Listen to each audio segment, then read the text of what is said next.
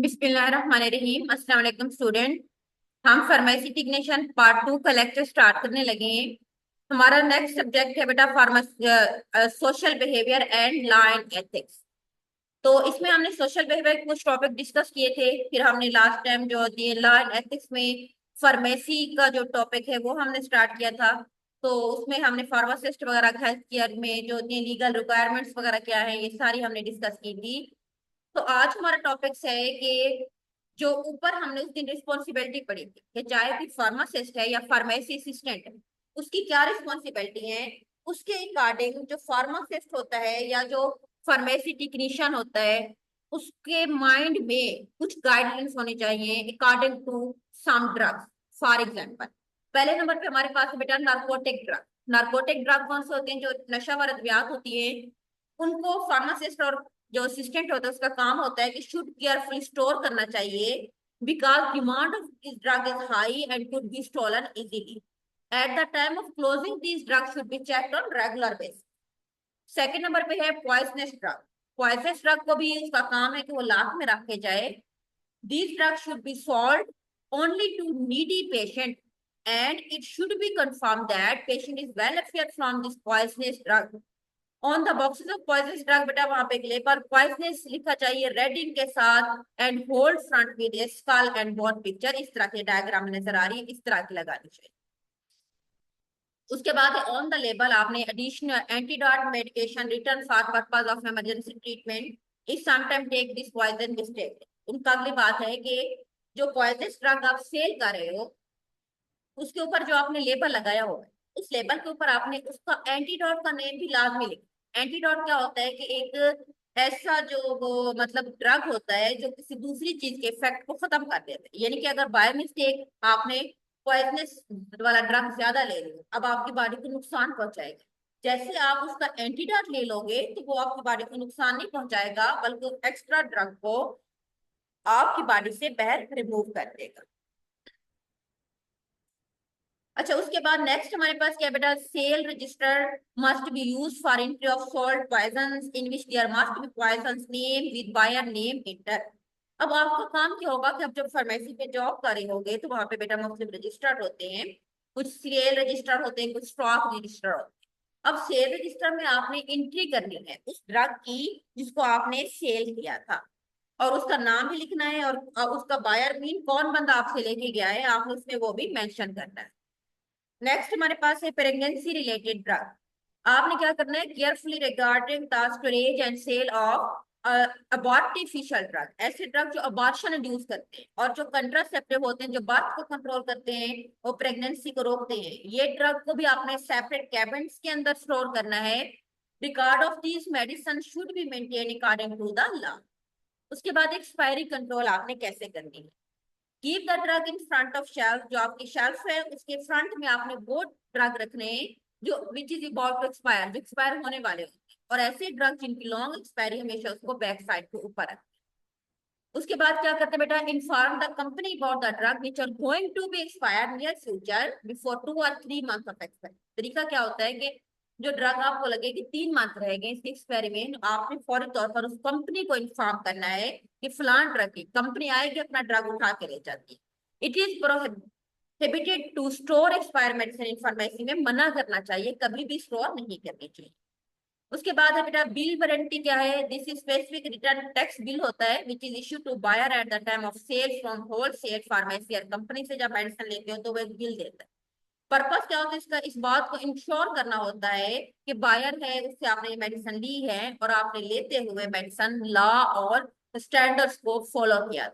Wholesale या जो pharmaceutical company होती है वुड बी रिस्पॉन्सिबल होगी if any type of violation found in manufacturing or standard. यानी कि आपको तो उन्होंने बिल दे दिया है, अब वारंटी जो होती है अब अगर कोई मेडिसिन के अंदर इफेक्ट निकलता है, मेडिसिन की क्वालिटी का कोई इशू है, उसके स्टैंडर्ड में कोई है तो उसकी रिस्पॉन्सिबल आप नहीं होंगे बल्कि वो कंपनी। ड्रग नेम, ड्रग का बैच नंबर बेटा, कंपनी का नेम, जितना क्वांटिटी मिली है, प्रिंटर नेम, सिग्नेचर, एड्रेस, ये सारी चीजें बिल के ऊपर मेंशन होना चाहिए। There should be no drug in pharmacy with warranty and drug recorded should be computerised. आपने हर एक चीज का रिकॉर्ड। ठीक है, अगला हमारा टॉपिक है बेटा हमारे पास रिस्क मैनेजमेंट क्या है। यानी कि रिस्क मैनेजमेंट क्या होता है। सबसे पहले हम ये देखते हैं हैजर्ड मीन खतरा, कोई रिस्क है क्या, अगर कोई रिस्क होता भी है तो हम उसको कैसे मैनेज करते हैं। एनीथिंग और any condition which has potential to cause injury और हार्म टू हेल्थ, जो हमारे हेल्थ के लिए नुकसान काज करती है, कोई भी ऐसी चीज, उसको हम नाम देते हैं हैजर्ड का। हैजर्ड में क्या क्या चीजें जाती है बेटा, नॉइज, शोर, एयरबॉर्न कंटेमिनेंट्स, हवा में जो जरासीम है, मूविंग व्हीकल, ये भी शोर है, मैनुअल हैंडलिंग करना किसी चीज को, ये भी आ जाता है, स्पिल, किसी चीज का गिर जाना, टूट जाना, नेक स्टेप वगैरह, ये सारे के सारे हैजर्ड। व्हाट इज रिस्क, क्या होता है। The livelihood that exposure to hazard will result in injury, disease और लॉस ऑफ, कोई भी खतरा जिससे नतीजे में कोई जख्मी हो जाता है, कोई डिजीज हो जाती है, या किसी चीज का बहुत ज्यादा लॉस हो जाता है, तो हम उसको फिर क्या देते हैं, रिस्क करार देते हैं। अब ये देखो, ये जिस तरह ये आग लगी है फॉर एग्जाम्पल, लेकिन इसमें अब एक बंदा है तो वो रिस्क के ऊपर है, अगर अंदर दरमियान में खड़ा हुआ है तो। उसके बाद आ जाती है टाइप्स ऑफ हैजर्ड। जो खतरात होते हैं वो मुख्तलिफ तरह के हो सकते हैं। फिजिकली हैजर्ड्स हो सकते हैं, केमिकली हैजर्ड्स होते हैं, mechanical, biological, radiation and psychological. उसके बाद हमने रिस्क को किस तरह से मैनेज करना है, management of risk. Risk management involve the assessment of risk at A pharmacy faces, के हमने देखना है सबसे पहले, जो चेक करना है कि किस तरह का रिस्क है, हमने उस चीज की असेसमेंट करनी है। उसके साथ साथ हमने followed by development of way to eliminate और control those risk to prevent the step back from happening. कोई बड़ा नुकसान होने जा रहा है, उसको रोकने के लिए बाद में हमने क्या करना है, हमने किस तरह के तरीके डेवलप करने हैं जो कि उस रिस्क को एलिमिनेट कर सके, ठीक है। उसके बाद following steps are involve in risk management, कौन कौन से हो सकते हैं बेटा, रिस्क एनालिसिस, या हमने रिस्क की असेसमेंट करनी है, रिस्क को यानी कि हमने देखना है वहां पे खतरा है किस तरह का, प्रॉब्लम किस क्या है, ये फर्स्ट स्टेप्स होता है। फिर हमने उस रिस्क की एवेल्युएशन करनी है, अंदर जाके हमने एवेल्युएट करना है कि रिस्क किस तरह का है, ठीक है। हमने एस्टिमेट लगाना है, अंदाजा कि कितना प्रोबेबिलिटी है और सिवियरिटी कितना है उस रिस्क। उसके बाद हमने चेक करना है रिस्क एक्सेप्टेंस। अगली चीज हमने ये चेक करनी है कि अब एक हो गया था, अब हमने उस चीज को एक्सेप्ट कर लेना है, फाइनलाइज कर लेना है कि इस रिस्क का क्या क्राइटेरिया है, यानी कि हम इस चीज को रिजेक्ट करते हैं या फर्दर हम इसके ऊपर काम कर सकते हैं। रिस्क को हमने आगे कंट्रोल करना है, कैसे कंट्रोल करना है कि in the step of risk control we estimate the cost to control the risk, define and take suitable action, कि कितना कॉस्ट पड़ती है इस खतरे को खत्म करने के लिए और हम इसके लिए क्या क्या एक्शन लेने चाहिए, ये सारी चीजें इसके अंदर आ जाए। उसके बाद हमारे पास आ जाता है नेक्स्ट है बेटा on going evolution. On going evolution का मतलब क्या है कि अब एक ये एक अहम स्टेप होता है अपकमिंग रिस्क को कंट्रोल करने के लिए। आपने कंटिन्यूसली तौर पर नए जो हार्म वहां पे नए हैजर्ड आ सकते हैं, किस लेवल के वो रिस्क हो सकते हैं, उसके बारे में आपने कंटिन्यूसली तौर पर उन चीजों को मॉनिटर करना है। और उसके लिए आपने जो प्लान्स बनाए थे, जो एक्शंस होते हैं, उनको आपने अपडेट करते रहना है, ताकि ऑन गोइंग जो रिस्क जो है उसको हम फर्दर एवेल्युएट करके उन चीजों से बचा जा सके। अब रिस्क कम्युनिकेशन क्या होती है, it is not enough to learn about risk and control them. ये काफी नहीं है कि आपने रिस्क को अंडरस्टैंड कर लिया और आपने उनको कंट्रोल कर लिया। One must communicate that information to health care professional and patient. अगले एक बंदे को बताना चाहिए, जो रिस्क के साइड के पर मौजूद था, उसको कम्युनिकेट करना चाहिए हेल्थ प्रोफेशनल और पेशेंट के साथ। If communication is successful, people will become aware of risk and modified their behavior to avoid safety hazard. Without such communication, there is no hope that patient will change their behavior. यानी कि अगर एक चीज से नुकसान था, जब आपने उसको कम्युनिकेट कर दिया, आपने अगले बंदे को एक्सप्लेन कर दिया है कि इस तरह का ये हैजर्ड था, ये नुकसान है, तो अगला बंदा अपने बिहेवियर को चेंज कर देगा, नेक्स्ट टाइम वो उस चीज से खुद को बचा लेगा। लेकिन अगर आपने कम्युनिकेट नहीं किया है तो अगला बंदा कभी भी अपने बिहेवियर को चेंज नहीं करेगा। नेक्स्ट हमारे पास है बेटा इंट्रोडक्शन टू मैनेजमेंट। मैनेजमेंट क्या है, सबसे पहले हम देखते हैं कि मैनेजमेंट की definition, the process of coordinating work activities so that they are completed efficiently and effectively with and through other people. Management का मतलब होता है कि ऐसा प्रोसेस जिसमें तमाम एक्टिविटी को कोऑर्डिनेट किया जाए ताकि एफिशिएंट और इफेक्टिव वर्क मिले दूसरे लोगों के साथ। पर्पस क्या होता है मैनेजमेंट का या उसके क्या ऑब्जेक्टिव। मैक्सिमम रिजल्ट हमें ऑब्टेन हो विद मिनिमम इफर्ट। मैनेजमेंट जितनी अच्छी होगी कम से कम इफर्ट करके वो मैक्सिमम अच्छे रिजल्ट दे सकती है। Optimum utilisation of resources, resources वहां पे जितना भी मौजूद है, जब मैनेजमेंट अच्छी होगी चीजों को यूटिलाइज किया जाएगा मैक्सिमम, तो उसके आउटकम्स भी एट द एंड अच्छे आएंगे। Minimising the element of risk, risk के एलिमेंट को हमने कम करना है। इंप्रूविंग ओवरऑल परफॉर्मेंस को इंप्रूव करना है। Planning for future growth and development of business. Better quality goods, ensure regular supply of goods and research and report. ये सारी चीजें जो होती हैं मैनेजमेंट के ऑब्जेक्टिव्स होती हैं। नेक्स्ट हमारे पास है प्रमोशंस क्या होती है। Promotion is every form of communication used to inform, pursue and remind the target customers about the products and services or organization। Promotion का है बेटा, ये कम्युनिकेशन की एक टाइप होती है जिसको यूज किया जाता है किसी भी चीज को बताने के लिए, रिमाइंड करवाने के लिए, उसको फर्दर आगे परस्यूट करने के लिए टारगेट कस्टमर्स को, ताकि प्रोडक्ट या ऑर्गेनाइजेशंस के बारे में हमने बताना होता है। जो जो हमने टारगेट बनाए होते हैं, हमारे कस्टमर होते हैं, उनको आगे हमने अपने प्रमोशन करनी होती है, अपने किसी भी प्रोडक्ट की, अपने किसी ऑर्गेनाइजेशन की, अपनी किसी भी सर्विसेज वगैरह की।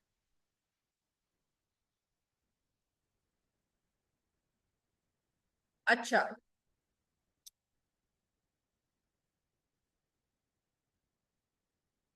उसके बाद हम क्या करते हैं कि we can also define promotion as all activity that communicate the merit of product and pursuit target customer to buy it. जैसे हम कहते हैं कि स्पेशल ऑफर है, फला फला चीज हमारी प्रमोशन है। प्रमोशन के क्या ऑब्जेक्टिव्स होते हैं? The ultimate objective of promotion is to motivate the customer, customer को मोटिवेट करना, किसी भी फिल्म का एक अच्छा इमेज बिल्ड अप करना, सेल को इंक्रीज करना उस प्रोडक्ट की या उस सर्विसेज की, जो बेसिक प्रमोशन का ऑब्जेक्टिव है। इन्फ्लुएंसर द बायर, इन्फ्लुएंस करना बायर को, कस्टमर को एक प्रोडक्ट के बारे में इंट्रोड्यूस करवाना, कन्वेंस करना कस्टमर को किसी प्रोडक्ट को सिलेक्ट कर ले। तो मुख्तलिफ जो होती है उसके पास अगर मल्टीपल चॉइसेस होती हैं तो उसमें से किसी एक चीज को वो सिलेक्ट करेगा तब जब आपने उसको कन्वेंस कर लिया है। To reminding customer about the product. Major promotion tools कौन से हो सकते हैं? मेजर प्रमोशन के हमारे पास मुख्तलिफ टूल्स है बेटा। एक हमारे पास है एडवर्टाइजिंग, सेल्स मैनशिप भी हो सकता है, या पर्सनल सेलिंग करना, sales promotion, publicity and public relation, direct mail.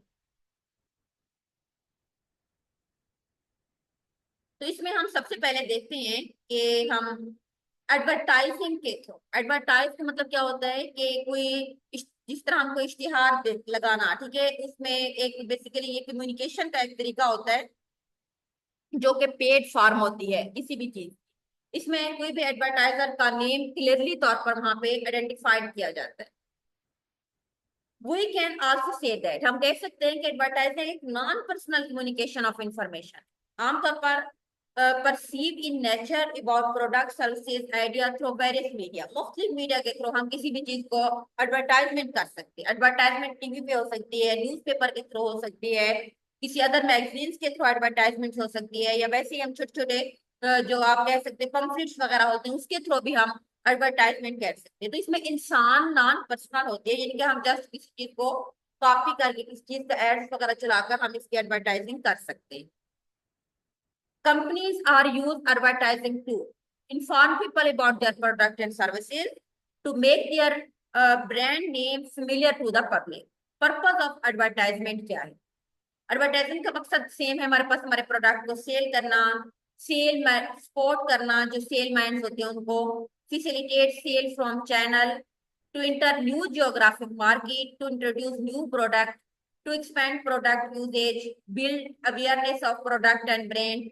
उसके बाद create a brand image, provide product and brand information, pursue people, reinforce past purchase and brand experience वगैरह। ये सारी एक कंपनी को अच्छा बिल्डअप करने के लिए इस मकसद हमारे पास होता है एडवर्टाइजमेंट। मेजर एडवर्टाइजिंग मीडिया क्या है? उसमें बेटा एक मेडिकल लिटरेचर भी हो सकता है, कोई प्रोफेशनल जर्नल्स हो सकते हैं, ठीक है, जिसमें जैसे ऑक्सफोर्ड जर्नल्स है। उसके बाद आ सकता है magazines, television, newspaper, radio, cinema, internet, direct mail. ये सारे हमारे पास मीडिया है जिसके एडवर्टाइजिंग। सेलमैनशिप, या पर्सनल सेलिंग क्या है? Personal selling is a presentation of a product to perceptive customer by representative of a firm. किसी भी फिर्म के एक बंदा जाता है, एक फिर्म के रिप्रेजेंटेटिव के तौर पर अगले बंदे के साथ जाके मिलता है, फिर उसको अपने प्रोडक्ट्स के बारे में बताता है। सेल मैनेजमेंट एक attainment of organisation goal. Sale management का काम होता है कि किसी भी ऑर्गेनाइजेशन के गोल को एक अच्छे तरीके से ऑब्टेन करना, उनके अटेनमेंट करना। उसमें उसको क्या क्या चीजों को देखना चाहिए, उसको प्लानिंग करनी चाहिए गोल्स को अचीव करने की। प्लानिंग के साथ साथ स्टाफिंग, उसको कैसे लेके चलना है, ट्रेनिंग कैसे देनी है उस स्टाफ की, और उसको कंट्रोल वगैरह कैसे करना है। प्लानिंग इंक्लूड उसमें decision about goals and activities that individual और group will perform and use are resources needed to achieve the organisation sell and goal. ठीक है, यानी कि उसने हर चीज को पहले से प्लान करके रखना है कि मैंने चीजों को कैसे लेके चलना है। स्टाफिंग लोगों के साथ अच्छे लोग हायर करें जो फायदेमंद हों उस कंपनी के लिए। फिर जो वो स्टाफ हायर करे उनको ट्रेन करे फार्मास्यूटिकल कंपनी के कस्टमर को, कि उन्होंने जाके डॉक्टर के साथ कैसे डीलिंग करनी है, उसको डिटेल इन चीजों के बारे में बताए। उसके बाद लीडिंग, प्रोवाइडिंग गाइडलाइंस और लीडिंग इंडिविजुअल और टीम इन बेस्ट वे में उनको अपने आगे लीड करना है ताकि वो ऑर्गेनाइजेशन गोल को अच्छे से अचीव कर सके। कंट्रोल